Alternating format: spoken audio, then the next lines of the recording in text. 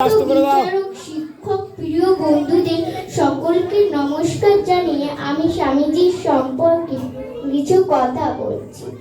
স্বামীজি হলেন বিশ্বের অন্যতম শ্রেষ্ঠ সন্ন্যাসী। তিনি মনে করেন যে যদি ঈশ্বর তার সহায় না হতো তাহলে তিনি জাহাজ যাত্রা কোনো মতে সম্ভব হতো না। 1863 সালে 12 জানুয়ারি তিনি ভুবনেশ্বরী দেবী এবং বিশ্বনাথ দত্ত বাঙালি পরিবারে জন্মগ্রহণ করেন।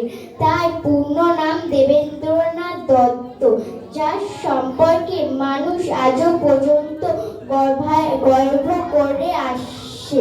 তিনি বলেন যে আপনাকে স্বাধীন দেবার প্রস্তুত নয় সে স্বাধীনতার যোগ্য নহে। যে আপনাকে দাসী শক্তি চায় সেই দাসী বানাবার জন্যে। নমস্কার।